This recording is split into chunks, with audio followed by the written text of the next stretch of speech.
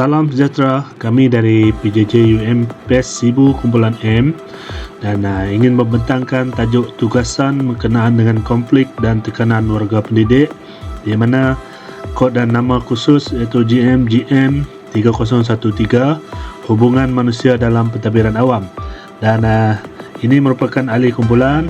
Yang pertama Robert Anabunsu 282519 saya sendiri, dan yang kedua Lester Jamaica Anajilum 282228 dan juga Yung Rafidah binti Junaidi 282595. Seterusnya saya akan menyerahkan kepada ahli kumpulan untuk membuat pembentangan. Salam sejahtera, saya Lester Jamaica Anajilum, nomor metrik 282228. Saya akan membentangkan tugasan kumpulan konflik dan tekanan warga pendidik. 1.0 pengenalan. Setiap kerjaya akan punya cabaran yang tersendiri. Apa jua bidang yang diceburi tidak akan lari daripada tekanan dan konflik di alam pekerjaan. Kerjaya sebagai seorang warga pendidik juga tidak terkecuali daripada menghadapi cabaran yang akan memberikan tekanan kepada individu. Profesion sebagai seorang pendidik adalah sangat penting pada negara dan ia dikategorikan kerjaya dalam bidang sosial yang mencabar. Menurut kajian, warga pendidik menduduki tempat keempat di dalam kategori perkhidmatan awam yang mempunyai tekanan kerja yang tinggi selepas PDRN, pegawai penjara dan jururawat. Antara faktor yang menyebabkan tekanan di kalangan pendidik adalah pengurusan yang lemah di dalam organisasi. Pengurusan sekolah yang berkesan adalah penting untuk meningkatkan standard pendidikan. Di Malaysia dianggarkan kira-kira 1,5 jam daripada 8 jam sehari bekerja ditumpukan untuk menyelesaikan konflik di dalam organisasi. Faktor lain yang menyebabkan konflik dalam kerjaya perguruan ialah reformasi pendidikan negara yang sentiasa berubah-ubah dan seterusnya memberikan tekanan pada para guru. 2.0 Analisis dan perbincangan. Institusi pendidikan negara memerlukan tenaga kerja yang berkualiti bagi mencapai matlamat pendidikan dan mendidik anak bangsa demi masa depan negara yang cemerlang. Masalah disiplin pelajar, pihak pengurusan sekolah, keluarga dan sebagainya akan menimbulkan konflik dan seterusnya memberikan tekanan pada para guru. Oleh yang demikian, adalah penting sekiranya faktor yang memberikan tekanan dan konflik kepada para guru dapat dikurangkan dan dielakkan. 2.1 Kerjaya perguruan. Kerjaya sebagai seorang guru mempunyai tanggungjawab yang berat kerana yang menggalas saranan kerajaan untuk melahirkan modal insan yang cemerlang demi kepentingan negara. Tanggungjawab sebagai warga pendidik bukan sahaja mengajar, tetapi memastikan anak murid mempunyai disiplin yang tinggi. Bidang perguruan juga merupakan bidang yang terpenting kerana tugas mendidik dan mengajar bagi membentuk tamadun bangsa serta membimbing dan melahirkan insan yang berilmu pengetahuan, berketerampilan, berakhlak mulia, bertanggungjawab dan berkeupayaan mencapai kesejahteraan diri serta memberi sumbangan terhadap keharmonian dan kemakmuran keluarga, masyarakat dan negara selari dengan falsafah pendidikan kebangsaan. Kerajaan sentiasa menyelesaikan supaya bidang pendidikan perlu melakukan perubahan seiring dengan peredaran zaman dan sentiasa berusaha untuk berada di hadapan bagi meningkatkan kualiti pendidikan. Akibat daripada perubahan tersebut, maka tugasan yang perlu dihadapi oleh para guru semakin mencabar dan memerlukan mereka untuk bersedia menggalas tugasan yang diamanahkan. 2.2 Konflik. Di dalam setiap organisasi, konflik pasti akan berlaku. Konflik merupakan sebuah fenomena biasa yang timbul akibat daripada masalah pertikaian, salah faham, rungutan, rasa tidak puas hati dan perselisihan pendapat di antara pihak pengurusan dan pekerja di tempat kerja. Konflik selalunya timbul apabila terdapat aktiviti yang dilakukan oleh kedua pihak, iaitu organisasi dan pekerja saling bertentangan dengan objektif dan matlamat yang mereka inginkan. Konflik juga merupakan satu perkara biasa dalam setiap hubungan dan boleh terjadi dalam bentuk konflik individu dan juga di antara pribadi dan kumpulan. Terdapat 4 jenis konflik, iaitu yang pertama ialah konflik diri atau konflik intra-individu. Konflik ini berlaku di dalam diri individu dan konflik ini lebih bersifat psikologi kerana yang melibatkan pemikiran, nilai, prinsip dan emosi individu. Yang kedua ialah konflik interpersonal. Konflik ini berlaku di antara individu dengan individu yang lain disebabkan oleh perbezaan pendapat atau keadaan yang berbeza di antara satu sama yang lain. Yang ketiga ialah konflik dalam kumpulan. Konflik jenis ini berlaku di kalangan individu di dalam sebuah pasukan. Ianya boleh berlaku apabila terdapat ketidakserasian dan perselisihan faham di kalangan individu. Yang keempat ialah konflik antara kumpulan. Konflik ini muncul apabila terdapat salah faham atau terdapat persaingan yang timbul di kalangan pasukan, jabatan, cawangan, dan bahagian yang berbeza dalam sebuah organisasi. Kesemua konflik ini terdapat dalam institusi pendidikan. Di dalam sebuah sekolah, contohnya, terdapat ramai guru yang mengajar pelbagai subjek. Setiap guru sudah pasti akan mempunyai pandangan dan cara yang berbeza dalam menjalankan tugas-tugas masing-masing, dan sudah pasti ada segelintir guru yang tidak bersetuju dengan cara guru menjalankan tugas yang lain. Hal ini sudah pasti akan mewujudkan konflik. Menurut kajian-kajian yang lepas, antara faktor yang menyebabkan wujudnya konflik di kalangan guru ialah kelemahan pengurusan. Faktor yang mendorong kepada konflik yang berlaku dalam sekolah sebagai pemimpin sekolah, guru besar atau pengetua seharusnya tidak menggunakan kuasa yang ada pada mereka dengan membebankan guru tanpa mengambil kira nilai humanistik atau nilai kemanusiaan. Hal sedemikian akan mengakibatkan ketidakselesaan dan mencetuskan konflik di kalangan guru dan seterusnya mengakibatkan lambakan tugas serta pencapaian prestasi yang cemerlang akan sukar dicapai. Isu seperti pengagihan kerja di kalangan guru, sumber keuangan, aktiviti dan amalan pengajaran di dalam dan di luar kelas, ganjaran, hukuman, penilaian, penggunaan kuasa, lewat masuk kelas, bercuti, pandangan politik, sikap pribadi yang negatif, tingkah laku pelajar, etika berpakaian, tugasan serta penempatan kaki tangan, dan pengagihan sumber keperluan untuk mengajar akan mengakibatkan konflik di dalam sekolah. Salam sejahtera, saya Robert Anda Bunsu, nombor metrik 282519, dan saya ucapkan terima kasih kepada Cik Lester, dan saya akan meneruskan pembentangan iaitu 2.3 berkenaan dengan tekanan. Perubahan dalam sistem pendidikan negara iaitu pendidikan berkualiti telah dilestarikan bagi mengajak sistem pendidikan seiring dengan evolusi perindustrian negara. Perubahan tersebut telah memberikan cabaran kepada guru-guru kerana mereka perlu memastikan pendidikan berkualiti. Yang kedua, tekanan kerja jika menurut definisi oleh Waugh dan Wall 1975 adalah satu keadaan atau pengalaman yang dihadapi oleh setiap individu yang membabitkan perasaan psikologi seperti keresahan, ketakutan, kegelisahan, ketegangan dan sebagainya yang berpunca daripada unsur-unsur pekerjaan mereka. Tekanan yang berpanjangan dihadapi oleh individu boleh menjejaskan produktiviti dan kualiti kerja sekiranya tidak diatasi.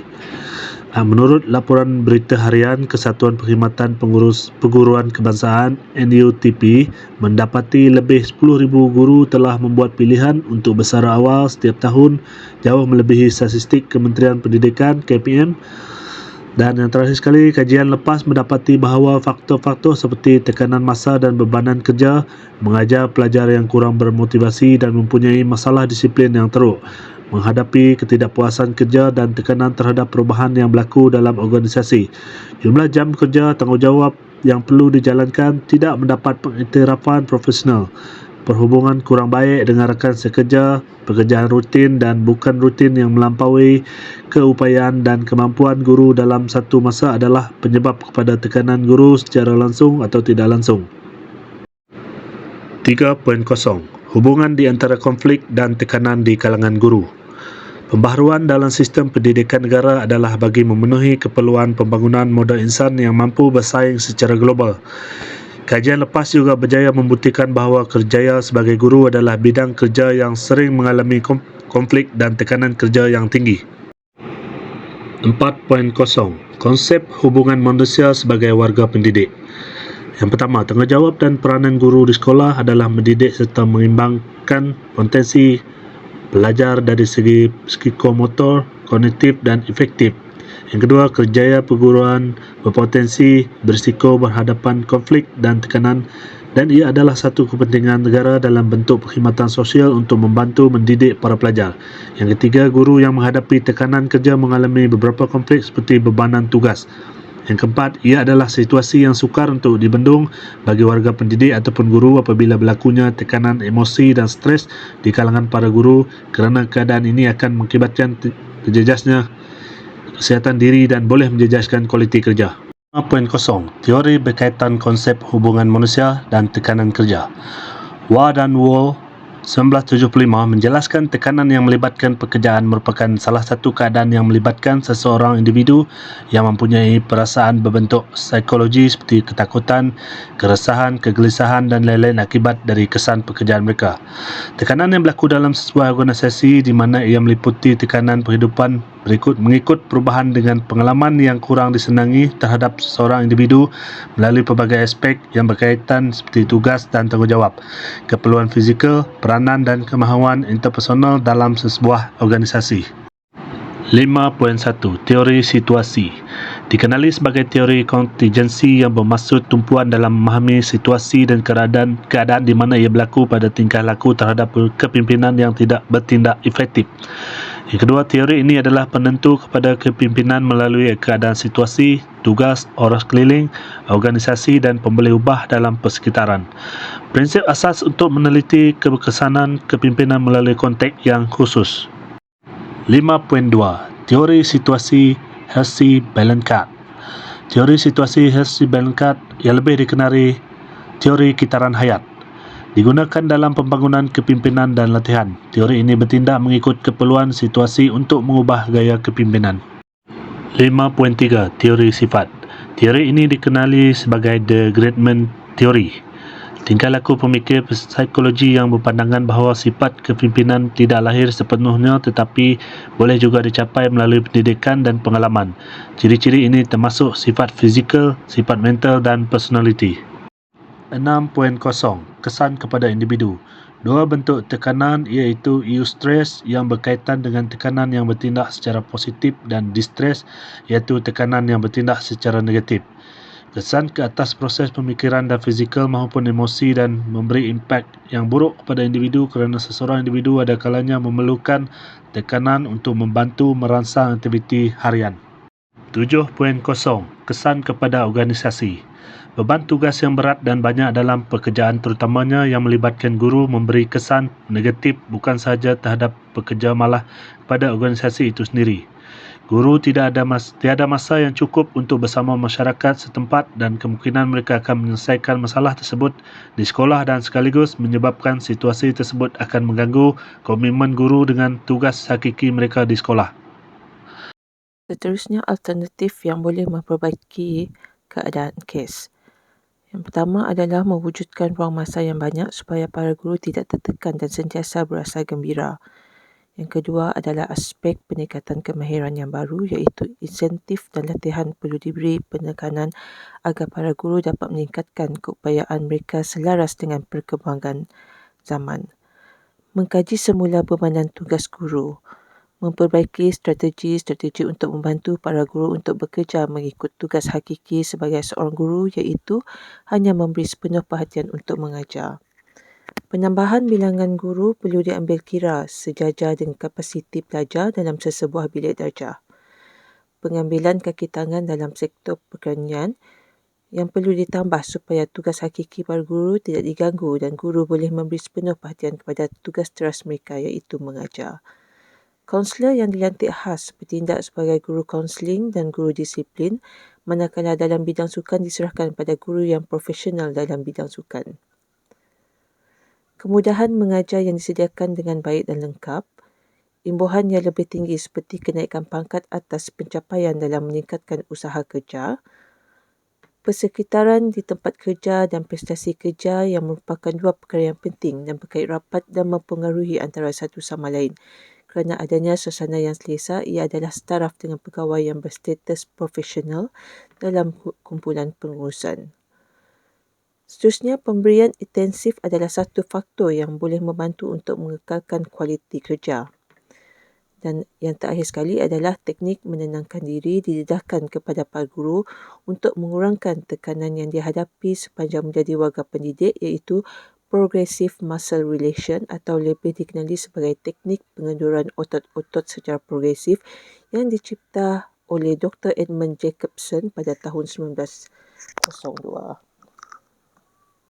Cadangan untuk membantu mengurangkan tekanan sebagai warga pendidik.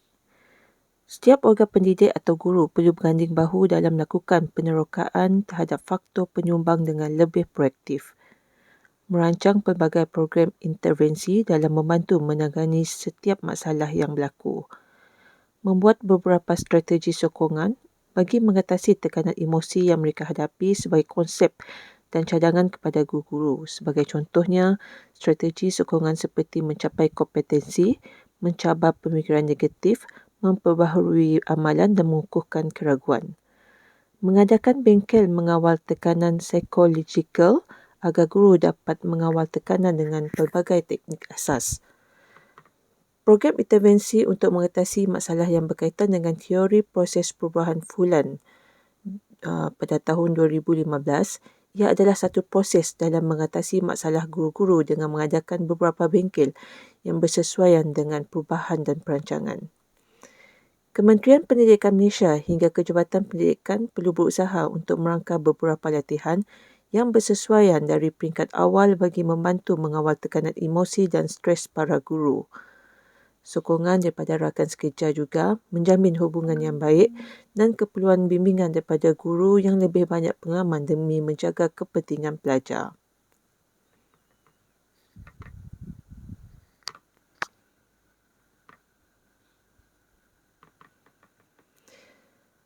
Sebagai seorang pendidik yang baru berkhidmat maupun yang sudah lama berkhidmat, sentiasa peka dan positif dalam menerima sebarang perubahan dan menerima dengan hati yang terbuka serta beranggapan bahawa setiap perubahan tersebut adalah satu proses untuk merealisasikan visi dan misi sesebuah organisasi.